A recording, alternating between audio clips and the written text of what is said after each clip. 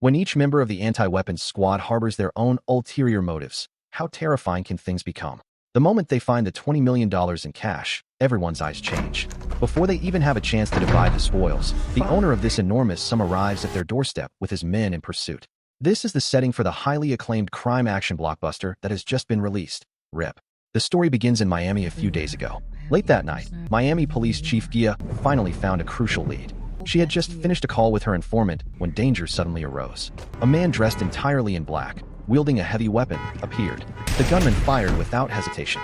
Fortunately, the thick darkness and fog meant Gia only sustained minor injuries. But in the ensuing chaos, her phone fell to the ground. With years of experience as the head of the anti-weapons department, she understood perfectly well that the enemy had certainly prepared thoroughly and that his accomplices were likely nearby. After all, assassinating a high-ranking police officer was a serious crime punishable by death. Sure enough, the very next second, another man in black emerged from the other side, armed with a handgun. Gia knew she would hardly escape this ordeal tonight because she was actually pursuing a major target that day. She deliberately stalled for time while quickly compiling the intelligence she had gathered into a message to the only person in the department she trusted. Once the magazine was empty and the final message was sent, she threw the phone into the water, leaning back in her seat, calmly accepting her death. The following day, the assassination of the police chief sent shockwaves throughout the city, alarming the federal government. The situation escalated immediately. High-ranking federal officers quickly arrived in Miami to conduct a comprehensive investigation.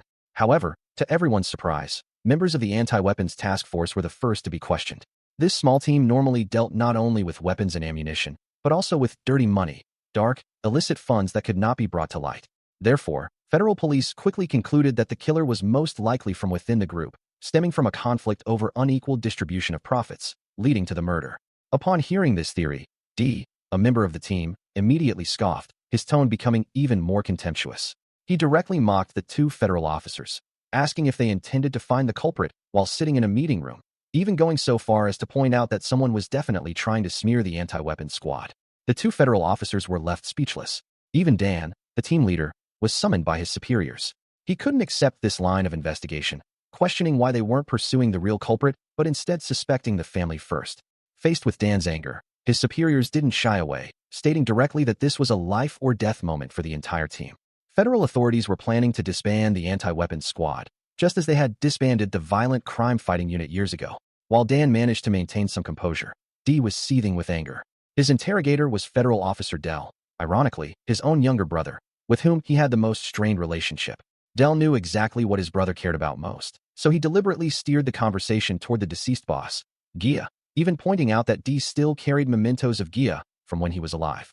Dell knew that the relationship between his brother and Gia had never been simply that of colleagues. Ultimately, the interrogation ended abruptly. D rushed into the restroom to calm down. Shortly after, Dan entered. The two men discussed their current situation. The reason the federal police were constantly seeking their attention was either because they suspected Gia of wrongdoing or because they believed someone within the anti-weapons unit was involved in the case. And since they couldn't rely on the higher-level leadership this time, they had to handle it themselves. D's emotions grew increasingly uncontrollable as he spoke, angrily declaring that if he were the one investigating, he would throw the bait into the water first, then stir up the entire area to see what would eventually surface. But before he could finish speaking, his spirits suddenly plummeted. After all, they had absolutely no right to investigate at the moment. It was just a fit of anger. He just hadn't expected that his words had been overheard. The next day, having a rare moment of free time, the team members gathered to chat and relax. It wasn't hard to see that, despite the recent murder of their boss, they were still in the mood to chat. Clearly, the complex relationships within this team were difficult to fully explain in words. At this point, the female agent of color reiterated her question from the previous day's interrogation. Federal police officers couldn't stop talking about money. Clearly, this wasn't an investigation into a murder. Another colleague immediately chimed in, saying that rumors circulated about a drug lord's stash of illegal goods being raided by a joint operation between local and federal units. The result was that after the operation concluded, all the cash that had been hidden had vanished. Dee found this explanation utterly ridiculous, like trying to fool a child. Meanwhile, Dan sat alone, staring blankly at a message on his phone. It turned out that before the incident, his boss, Gia, had managed to send him the full and precise address of the huge sum of cash hidden by the drug lord, a location she had investigated. Just as Dan was lost in thought, a picture of his son suddenly appeared on his phone screen. In that moment, his eyes lit up with determination, as if he had made a decisive decision. Almost simultaneously, Matt from the anti-drug unit arrived with his team to chat. Before they could exchange more than a few words, Dan, with a serious expression, emerged. After a brief greeting to Matt, he pulled out a small piece of paper announcing that they had just received a tip from the crime hotline. A large sum of dirty money was being hidden in a house in Hialeah. He planned to immediately lead his team to raid the place. As soon as those words were spoken, everyone in the team had a different expression on their face, but it was clear that some were not at all enthusiastic about this task. After all, it was long past closing time, and working overtime like this wouldn't earn them any extra pay. However, reluctantly, everyone had to follow Dan, accompanied by the police dog Wimber, to the mission location. The female agent casually asked how much money they estimated they would get from this operation. Dan replied vaguely that it would be around $250,000. But a moment later, when a member named Du approached and asked the same question, Dan changed his tone and said $150,000. Clearly, these fluctuating numbers concealed a more complex motive. Immediately afterward, the entire team set off. Without notifying the local police, they sped straight to the target house. As soon as they got out of the car, Wimber became extremely excited. It ran around and barked incessantly, clearly having smelled the money, and even began urinating everywhere to mark its territory. This is usually a sign that a significant amount of cash is hidden in the house. Member Luz asked how much money they could get this time. Dan replied that they only had $75,000. Faced with three members, Dan gave three completely different figures. This arrangement of his certainly had its own agenda.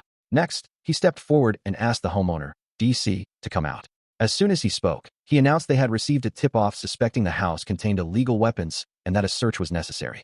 The moment she saw the police, DC became extremely anxious. Although she tried to prevent anyone from entering, a seasoned veteran like Dan was clearly more cunning. Finally, the team, along with their police dogs, successfully entered the old house. Wimber reacted almost immediately, pointing towards the second-floor ceiling and howling incessantly. Dan immediately pulled down a ladder and, along with Dee, climbed into the attic. Quickly, using his keen experience, he noticed something unusual and followed the clues to find a secret cabinet. Then, Dan instructed the other members to use crowbars to begin prying it open, while he went back downstairs to focus his attention on the homeowner, DC, to continue questioning her. During the conversation, they learned that the old house had originally belonged to DC's grandmother. Since their grandmother's death, DC and her sister have been locked in a fierce inheritance dispute, neither willing to back down. When questioned, DC steadfastly maintained that she knew of any hidden cash in the house. However, this argument was quickly exposed by Dan and Dee. The Colombian flag hanging in the house provided a crucial clue, suggesting that DC was of Colombian origin, and that the largest arms trafficking syndicate in the area originated from there. In other words, the money was most likely hidden in the house by the arms dealers. Regardless of whether DC actually knew about it or not, as the owner of the house, she would have to bear extremely serious consequences for this. At this point, she still tried to justify herself. In her view, the ownership of the house was still in her deceased grandmother's name, and even if something went wrong, she couldn't ultimately be held responsible. It must be said that in front of these seasoned arms traffickers, her petty tricks were completely ineffective. Despite Dan's excuse, DC resolutely refused to cooperate with the investigation. Not only did she refuse to reveal any truth, but she also turned around and lectured the two police officers, telling them what the right choice was. In her eyes, what could truly solve problems was never faith, but cash. God couldn't pay off mortgages, hospital bills, lawyer fees, or all sorts of other bills for people. Money was definitely all-powerful. Without money, nothing could be accomplished. These words inadvertently struck a chord with Dan's harsh reality. He unconsciously clenched his hands. This action caught DC's attention, and she stared at the tattoo on his hand with suspicion. Dan then explained. One line meant, "We are good people," and the other represented, "We will always be." Before DC could even inquire about the true meaning behind those two lines of text, news suddenly came from the attic. Team members called down that they had discovered a large amount of cash inside the wall, the same amount that had appeared at the beginning of the film. Although Dan had mentally prepared himself beforehand, the reality still far exceeded his expectations. The amount of money displayed before him was completely beyond imagination. Dan quickly regained his composure. The first thing he did was instruct everyone except Dee to hand over their cell phones. Even DC was no exception. The goal was to cut off any possibility of reporting the news to the outside world. Dee immediately pressed him. What was the original amount mentioned on the crime hotline? Dan took a deep breath and replied. The report only mentioned $300,000. Within the same campaign, Dan gave 4 different figures to different targets. The intention behind his actions was self-evident. The difference between $300,000 and $20 million was unbelievably large. Dee immediately realized the entire group had fallen into an extremely dangerous situation. At this point, Dan instructed everyone to bring the red plastic containers into the garage to prepare for counting the total amount of cash. Dee immediately objected. He argued that although the proper procedure was to count the money on the spot, the amount was too large, and they only had 5 people. He feared the consequences would be terrifying if the ruthless drug lords returned for revenge. However, despite the warning, Dan insisted on counting the money immediately. Unable to sway Dan, Dee relented, suggesting Dan quickly contact the nearest police station for backup or call his younger brother, Dell, for assistance. But Dan rejected both suggestions. Dee was completely baffled by Dan's intentions, and the two quickly fell into a heated argument. Just as the atmosphere seemed about to spiral out of control, the landlord, DC, unexpectedly spoke up. She pointed out that they had made a fatal mistake. They should have left immediately after getting what they wanted. No sooner had she finished speaking than Doo's voice rang out, reporting that patrol officers were approaching the area. Dan immediately ordered everyone to stop using walkie-talkies and absolutely forbade calling for backup. He ordered the remaining money to be moved to the garage. Clearly, the situation had far exceeded everyone's expectations. Dan and Dee stepped outside and happened to encounter a police patrol car right in front of the house. Dan quickly went ahead to verify their identities, emphatically declaring that they were carrying out a highly confidential mission and did not need the local police's intervention. The two patrol officers were angered by this attitude, their faces showing clear displeasure, but under the pretext of a confidential mission, they reluctantly drove away. Watching the police car disappear, Dee immediately concluded the other party clearly knew nothing about the money hidden in the house, otherwise they wouldn't have left so decisively. However, at this moment, both of them vaguely sensed that the situation was turning in an uncontrollable direction. Dan immediately told Dee to get the rifle and bulletproof vest, and even the equipment for the police dog had to be ready. He silently prayed that just getting through the night safely would be enough. In another corner of the house, DC was tied to a chair, confined to the same room as the police dog. The female agent and Luz were busy moving crates of money into the garage to prepare for counting. In contrast to them, Doo's face showed extreme anxiety. He couldn't help but whisper a reminder to his teammate that Dan's actions were too unusual, neither reporting to superiors nor seeking any outside assistance. The more he thought about it, the more problematic it seemed. As soon as he finished speaking, Dan and Dee returned to the garage and instructed everyone to put on protective gear in case of any unforeseen circumstances. Then Doo was assigned to stand guard outside. As soon as he stepped out the door, Doo secretly pulled out his backup phone and sent a message to a high-ranking figure. The message specifically mentioned Dan's refusal to contact superiors and the high likelihood that the money was related to illegal sources. At the same time, DC's attitude finally changed. She admitted that she knew about the existence of the money that day. After receiving a mysterious phone call, she deliberately left the house for a few hours, and when she returned, the cash had been sealed in the attic. She just didn't know the identity of the person behind this scheme. Dee also discovered that DC had previously been a police informant, reporting her ex-boyfriend's illegal activities and theft. He even suspected she did this to receive a 20% commission on the confiscated illicit funds from her ex-boyfriend. Just as Dan was about to press for more details, the landline phone in the house suddenly rang. At that moment, everyone's expressions turned grim and all their movements stopped. The person on the other end of the line, with a cold and stern tone, directly stated their condition. They had to leave the house within 30 minutes. They only needed to follow the rules, take the $150,000 as planned, and that was it. No one deserved to lose their life for $150,000. The call was immediately cut off. The atmosphere in the house instantly dropped to freezing. Dee, with a serious expression, turned to Dan and questioned him on the spot about the numbers he had given earlier. Clearly, the initial report mentioned $300,000, but the caller had emphasized $150,000, matching the number Dan had privately told Doo. The two numbers differed but had a suspicious connection. However, Dan showed no intention of offering any explanation.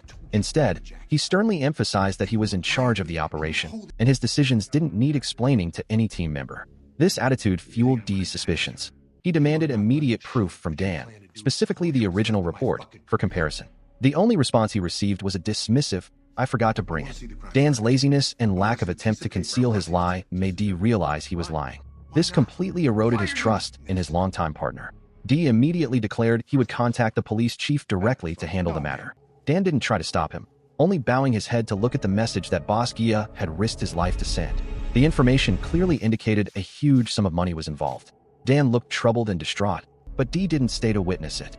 As soon as he left the house, he immediately called Chief Matt to briefly report the current situation. After listening, Matt offered a conclusion that made Dee uneasy. The hiding place was very likely the main target that Chief Gia was pursuing before his death, and the real culprit behind the theft of that enormous sum of money was most likely Dan. The reason was clear. Dan's marriage had broken down, his son had died of cancer, the enormous medical bills were overwhelming, and his mental state was constantly on the verge of collapse. This context perfectly constituted the motive for the crime. Although Dee instinctively refused to believe this speculation, under Matt's analysis, his inner thoughts began to waver. He even considered calling his younger brother, Dell, for help. Matt heard about this idea and immediately stopped it, stating bluntly that there was no need to involve federal agents, and that he himself would soon be on the scene. But was the reason for everything really that simple? The female agent and Luz began counting the pile of cash. Before them were stacks of money, enough to write a whole new life story, making it difficult for them not to be tempted. Luz whispered about her predicament.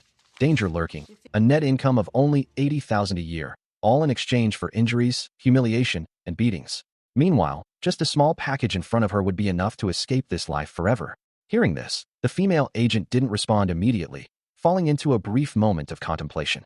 Clearly, she was also calculating in her mind. With such a large sum of money, losing a few tens of thousands would be hard to detect. Before they could translate their thoughts into action, Dan went ahead into the garage.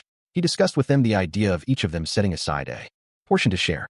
However, DC, who was nearby, overheard these words clearly. What was Dan's real motive for doing this?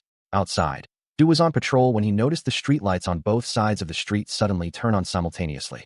The lights of the house across the street also began flashing in a fixed rhythm. Just then, Dee finished a phone call and arrived. Seeing the lights, Dee immediately understood that this was no coincidence. Someone was using high-frequency spotlights to jam the signal, and moreover, they were encoding it into insulting words to provoke the police.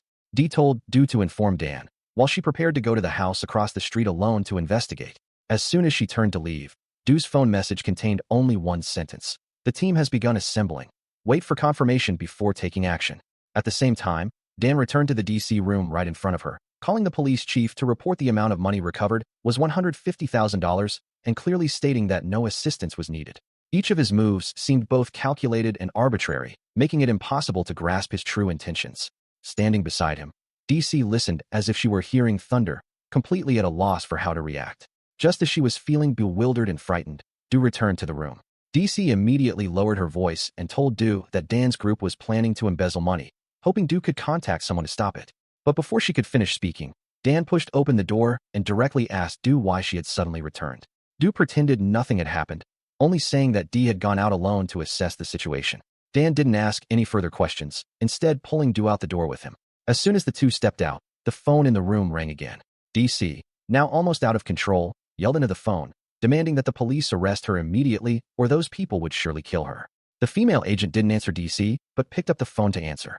This time, the other party's tone was even more blunt, demanding that the police leave immediately or someone would lose their life within 10 minutes. The scene shifts to the outside, with Du leading the way, the atmosphere so tense it's hard to breathe. Just then, Dan suddenly stops, his voice icy as he questions Du about whether he's leaked the information. Du is clearly stunned, instinctively asking, "This is no joke." Dan stares at him for a long time before telling him to go back and continue counting the money. Du's nerves are on edge. As soon as Dan looks away, he pulls out his phone and sends a message accusing Dan of corruption, insisting they must retreat immediately. Meanwhile, Dee has begun searching the house across the street. He quickly receives a reply from the network. There are absolutely no records of calls to the crime hotline in the police system. This means Dan has fabricated a lie from the start. The moment Dee realizes the truth, a muscular figure silently appears behind him. Shortly after, Dan returns to the garage alone. Before I could even ask where Dee was, the entire house was plunged into darkness. Clearly, the real owner of the money had arrived.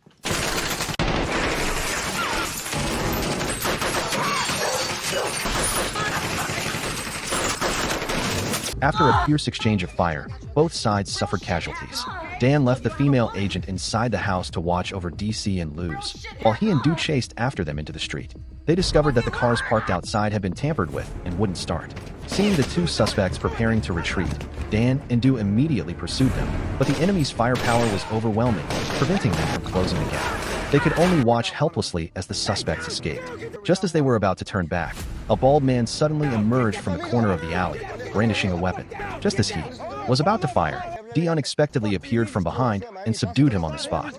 It turned out that this man had been hiding in the house opposite without firing a single shot, and he was the same one who had used a flashlight to provoke the police earlier.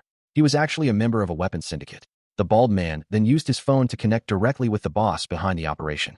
The boss, standing right in front of Dan, expressed his stance. The attack on the police tonight had nothing to do with them, and furthermore, the death of Basquiat had seriously affected the corporation's business. They didn't want to continue being relentlessly pursued by the police. To completely sever any connection, The boss even explicitly stated that they no longer needed the money hidden in the house. In other words, that huge sum of cash was now ownerless. Back inside the house, Dan recounted the gang leader's words to everyone. The room fell into an eerie silence, each person preoccupied with their own calculations. It wasn't until the female agent broke the silence with a cold question. If they don't need the money anymore, does that mean anyone can take it? The moment this question was uttered, everyone's expression changed. Dee immediately stood up to object, directly exposing Dan's true nature. From beginning to end, there had been no hotline call. The entire sequence of events tonight was Dan's plan to seize the dirty money for himself. Facing the accusation, Dan remained unusually calm. He didn't try to justify himself, but instead questioned Dee. Where was he when the shooting started? He returned with the criminal's guard, and Dee had clearly been missing for 30 minutes. Mutual suspicion immediately erupted, and Dan and Dee engaged in a direct fistfight. Seeing this, others rushed in to intervene, temporarily bringing the situation under control. Dee, furious, slammed the garage door and stormed out, while Dan coldly urged everyone to speed up the counting of the money and leave the scene as soon as possible. But Dee, who seemed to have left, actually called Matt as soon as she stepped out of the house, bluntly stating that Dan had completely betrayed them and that he should send reinforcements immediately. Meanwhile, in the garage, Stu began to sense something was wrong. He discovered that the phone hidden in his bulletproof vest had disappeared. This was definitely not a small matter. Stu had intended to secretly borrow DC's phone to contact someone outside, but found that her phone had also been confiscated. With all escape routes cut off, he cursed inwardly. Just as his eyes glanced at the landline phone, a dark idea silently formed in his mind. At this moment, the female agent and Luz had finished counting. Dan quickly wrote a series of numbers in his notebook, then showed them to Luz and the female agent one by one with an enigmatic expression. Outside, the sound of traffic signaled someone approaching. Fortunately, there was an old car hidden in the garage, but as everyone turned to discuss how to drive it out, the garage suddenly burst into flames without warning. Dan immediately ordered his subordinates to move the bags of money out of the garage first. However, just as they were preparing to retreat, Matt arrived with two of his henchmen. Seeing this, Dan was not surprised at all. On the contrary, he was extremely cheerful, instructing everyone to load the bags of money into the enemy's vehicle. Then, he unexpectedly changed personnel, ordering the female agent, DC, and Luz to stay and guard the scene, while he and Dee boarded the same armored vehicle as Matt. Inside the dimly lit car, everyone's faces, burdened with their own calculations, were even more tense under the yellowish light. Dan and Dee exchanged glances, then almost simultaneously drew their holstered guns. A deathly silence immediately fell over the car. Hey! A moment later, Dan broke the silence, once again questioning who the real informant was. The other party, of course, vehemently denied it. He even claimed in front of everyone that the girl named DC had reported to the police chief that Dan had only informed him of $150,000. But he didn't expect that as soon as he finished speaking, Dan would repeat the exact content of that day's call. It turned out that he had deliberately pretended to make the call in front of DC. The call hadn't actually been made, and the details of him instigating the female agent and Luz to steal the money were all fabricated. His main purpose was to have DC relay this information to Du. Then, without waiting for Du's reaction, Dan repeated the crucial figure, $150,000. The mysterious caller who had threatened them earlier had mentioned a tip-off amount of exactly $150,000, while Dan had deliberately revealed a different figure to each teammate, and only Du had heard the exact number. Putting all the clues together, the identity of the informant who leaked the information to the mysterious caller was clear. Seeing Dan pointing the finger at him, Du hastily denied having a phone on him.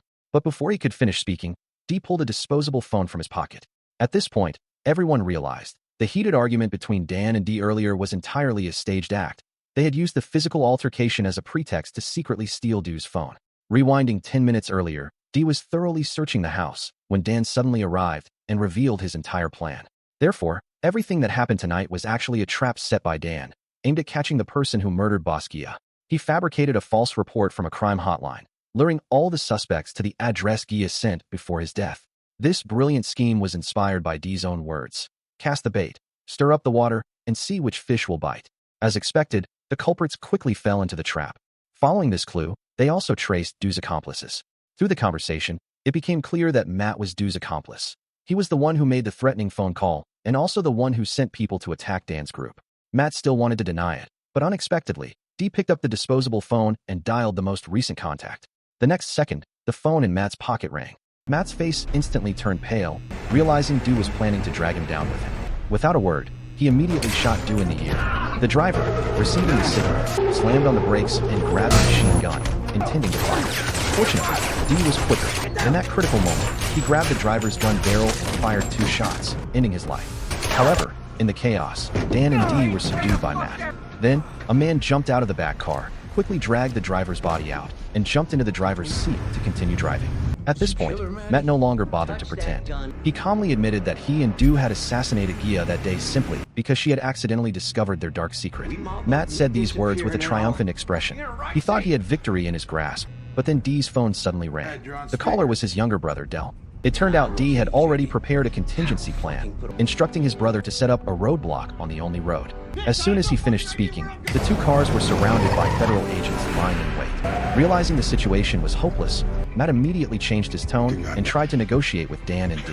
He suggested that the Anti-Weapons Agency and the Special Forces team could cooperate, first eliminating Du and the 2 police officers, Hialeah, then handing over a small portion of the evidence, with the rest divided equally among everyone.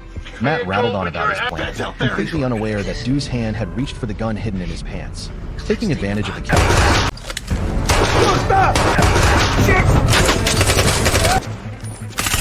Du grabbed a bag of money and desperately broke through the encirclement to escape. By the time Matt reacted, the scene was chaotic, leaving him with no choice but to quickly drive away with the remaining money. At the same time, Du had run into the woods, but the heavy bag of money slowed him down considerably.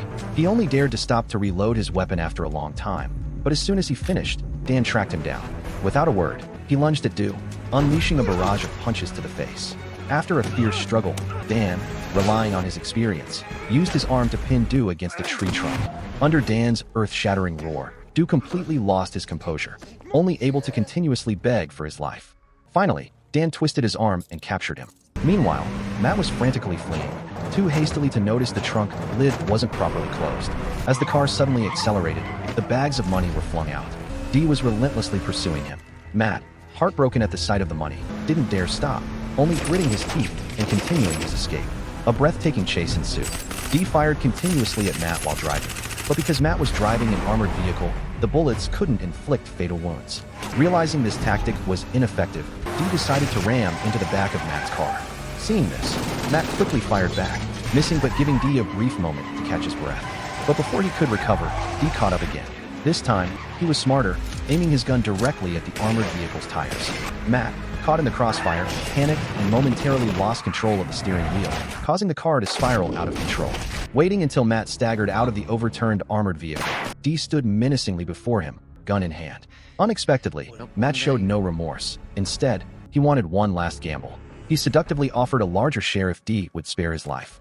However, D remained silent, simply bending down to grab a nearby bag and forcefully throwing it in front of Matt. Upon seeing the contents, the color drained from Matt's face, all his confidence in negotiating vanishing. The bag contained not money, but a stack of thick magazines. He stared at D, his voice trembling, asking if he intended to execute him now. D remained silent, but the hatred in his eyes was undeniable. An alarm bell rang in Matt's heart. He mumbled incoherently to distract D, while secretly reaching for the weapon hidden on his person. But D was one step faster. After the gunshot, Matt's body collapsed to the ground. Finally, D had personally avenged her loved one. Having finished everything, D turned and walked away without a second thought. Beside Matt's body lay the open bags, devoid of any money, only crumpled paper. It turned out that even before Matt arrived, Dan's group had secretly carried out the plan to swap the goods. The real money was now contained in metal containers being escorted to the police station by the female agent and Luz. DC and the police dog were also safe and sound, sitting quietly in the back seat of the car. That night, the police station was brightly lit, and the superiors brought in a money-counting machine to work all night. They verified the amount of money at the scene with the female agent and Luz. Both reported the exact same number, $20 million. And this number, including the decimal places, was precisely the sequence of numbers that Dan had deliberately written for them to see in the garage. Soon after, the money-counting machine stopped, and the total amount perfectly matched their statements. Therefore, the superiors did not pursue the matter further, preparing to sentence them based on this result. Witnessing this scene, the campaign participants exchanged knowing smiles, their eyes filled with unspoken understanding. Clearly, thanks to Dan's meticulous planning, everyone seemed to have received what they desired. As for how much profit each person received, that was naturally a secret that couldn't be revealed to their superiors. On another note, thanks to Dell's tireless efforts, DC was identified as a key witness providing crucial clues. According to regulations, she was entitled to 20% of the total amount seized, which was nearly $4 million. Even though she had to pay taxes to the tax authorities on almost half of the money, she still ended up with about $2 million, enough for her to live a comfortable and prosperous life from now on. And this turbulent period also inadvertently became the glue that bonded Dee and her younger brother Dell. The long-standing animosity between them dissipated considerably, a pleasant surprise. Not long after, DC sought out Dan privately to sincerely thank him for his chivalrous act of saving her that night. Taking this opportunity, Dan finally revealed to her the true meaning of the tattoo on his arm. "Are we good people, Dad?" "We are, and will always be." The first question was his son's dying wish, while the second was a promise Dan made to his son. To constantly remind himself, he tattooed these two phrases on his arm. This weighty vow guided Dan in his battle of wits between money and humanity, helping him make the right choice. A few days later, Dan and Dee went to the beach together. The two men drank and thoughtfully talked about their deceased boss, Gia, in an atmosphere tinged with sadness. Just then, a clear voice called out from not far away. They looked in the direction of the sound and saw a little girl laughing and playing on the beach, her family calling her name, Gia. It turned out the little girl playing was also named Gia. Dan and Dee looked at each other. The darkness in their eyes vanished, replaced by serene smiles. Although a familiar figure had passed away, a new life bearing the same name was now freely running and playing in the sea breeze. That was the most beautiful ending to this story. The film ends here. Thank you for watching. What did you think of this film?